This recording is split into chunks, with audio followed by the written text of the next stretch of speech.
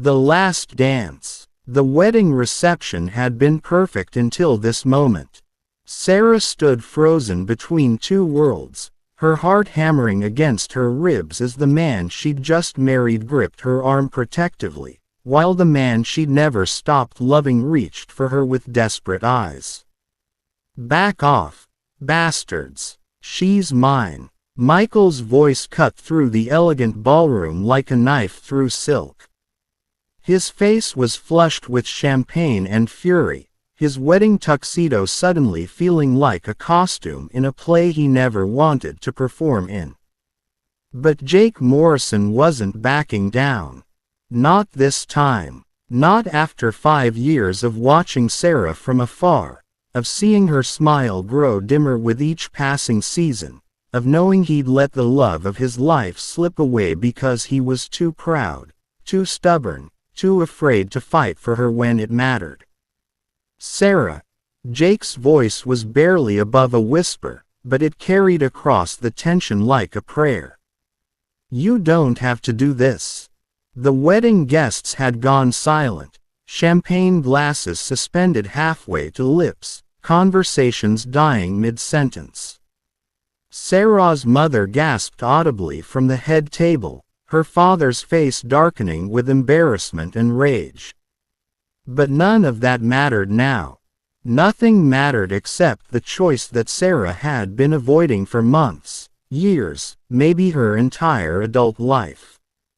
She looked into Michael's eyes. Kind Michael, successful Michael, safe Michael who had courted her with flowers and expensive dinners and promises of security. He was everything her parents wanted for her, everything society said she should want. He was handsome in his tailored suit, his dark hair perfectly styled, his grip on her arm possessive but not cruel. Then she looked at Jake. Rough around the edges Jake, with his calloused hands and uncertain future. Jake who made her laugh until her sides hurt, who knew exactly how she liked her coffee, who could read her moods in the tilt of her head or the way she bit her lower lip when she was nervous. Jake who had held her while she cried over her grandmother's death, who had driven through a blizzard just to bring her soup when she had the flu, who had kissed her under the stars and made her believe in forever. Jake who had walked away 3 years ago when his construction business failed, when pride became more important than love, when he decided she deserved better than a man who couldn't even afford to take her to dinner. "I tried to forget you," Jake said, his voice cracking. "God knows I tried. I moved to Denver. I worked 16-hour days. I dated other women. But every sunrise reminded me of that morning we watched the sun come up over Miller's Lake. Every song on the radio was a song we danced to. Every laugh I heard made me think of yours." Sarah's eyes filled with tears. She remembered that morning at Miller's Lake, how Jake had surprised her with a picnic breakfast, how they'd sat in comfortable silence watching the world wake up, how perfect and simple and right everything had felt. "You left," she whispered. "You left me, Jake." "I know." His voice was thick with regret. "I know, and I've regretted it every single day since. I thought I was doing the right thing. I thought you'd be happier without me dragging you down. I was an idiot, Sarah. I was a coward." Michael's grip on her arm tightened. "This is ridiculous. Sarah is my wife now. We just exchanged vows 20 minutes ago. Whatever you two had is in the past. Is it?" Jake's eyes never left Sarah's face. "Tell me you don't feel it, Sarah. Tell me you don't remember what we had, and I'll walk away right now. I'll disappear, and you'll never see me again." The ballroom was so quiet that Sarah could hear her own heartbeat. She thought about the past 6 months of wedding planning, the dress fittings and cake tastings and guest list negotiations. She thought about how mechanical it all felt, how she went through the motions because it was expected, because Michael was a good man who deserved a wife who could love him completely. But standing here now, caught between two futures, she realized she'd been sleepwalking through her own life. "I remember," she said softly, and Michael's face crumpled. She remembered the way Jake's eyes lit up when he talked about his dreams of starting his own company. She remembered how he'd taught her to drive stick shift in his beat-up pickup truck, how patient he'd been even when she stalled it 6 times in the grocery store parking lot. She remembered dancing in his tiny apartment kitchen while dinner burned on the stove, both of them laughing too hard to care. She remembered the night he'd told her about his father leaving when he was 8, how it had shaped his fear of commitment, his terror of not being enough. She remembered holding him while he cried, promising him that love didn't always leave, that some people stayed. Until he left first. "I remember all of it," she continued, tears streaming down her cheeks now. "I remember how much I loved you. How much it destroyed me when you walked away. How many nights I cried myself to sleep, wondering what I did wrong." "You didn't do anything wrong," Jake said desperately.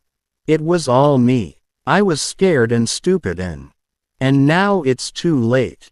The words came out like broken glass. "I'm married, Jake. I made a choice. But it's not too late," he pleaded. "Not if you don't love him. Not if you still." "Of course I still love you."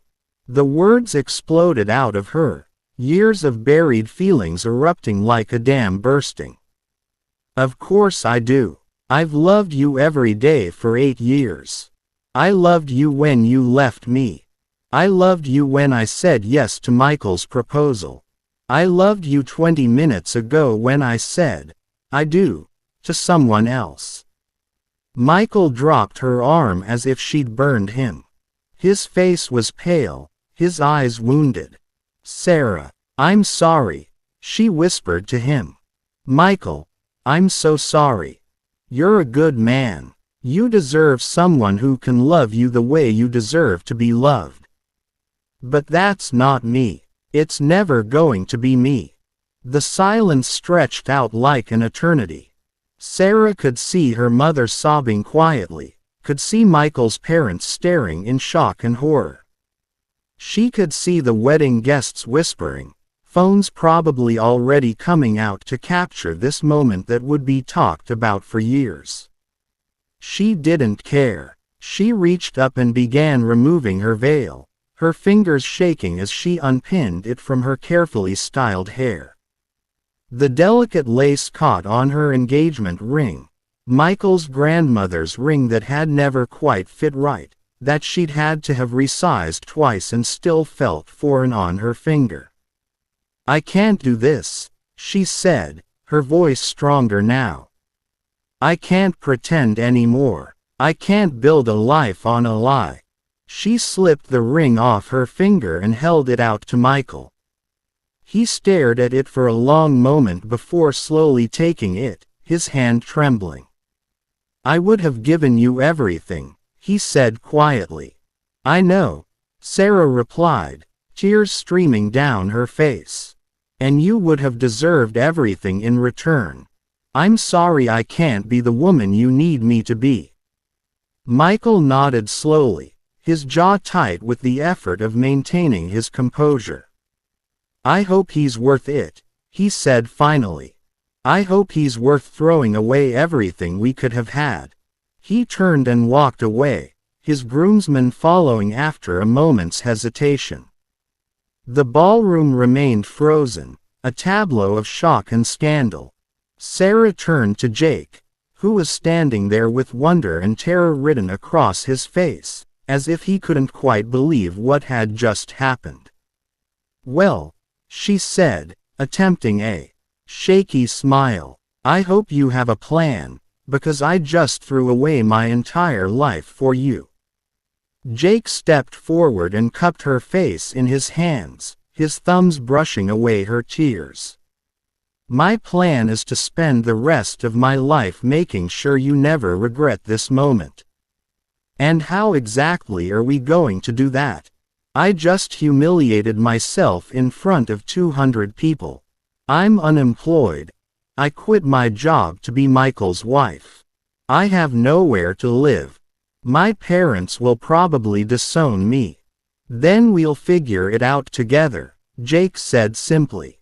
"We'll get in my truck and drive until we find somewhere new to start. I've got money saved up, enough to get us by until we figure out what comes next." "This is crazy," Sarah whispered. "Yeah," Jake agreed, leaning his forehead against hers. "But the right kind of crazy. The kind we should have chosen 3 years ago." He kissed her then, soft and desperate and full of 3 years' worth of longing. Sarah melted into him, her ruined wedding dress and the shocked gasps of the crowd fading into background noise. For the first time in years, she felt like herself again. When they broke apart, Jake took her hand. "Ready to run away with me?" Sarah looked around the ballroom one last time, at the white flowers and twinkling lights, at the cake that would go uneaten, at the life she was leaving behind. Then she looked at Jake, at the future shining in his eyes, uncertain but real.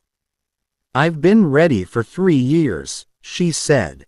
They walked out together, hand in hand, leaving behind the wreckage of the perfect wedding and the promise of the perfect life.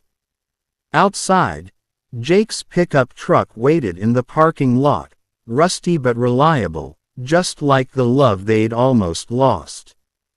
As they drove away into the night, Sarah couldn't help but wonder if this was how all the best love stories began, with the courage to choose the imperfect, uncertain, absolutely right person, even when it meant destroying everything else. Behind them, the ballroom lights grew smaller and smaller until they disappeared entirely, swallowed by the darkness and the promise of whatever came next. Years later, Sarah would look back on this night not as the day she ruined her wedding, but as the day she finally came alive again. The day she chose love over safety, passion over perfection, truth over the pretty lies we tell ourselves about what we're supposed to want. It wasn't the ending anyone had planned for. But sometimes the best stories begin when we finally have the courage to rewrite our own ending.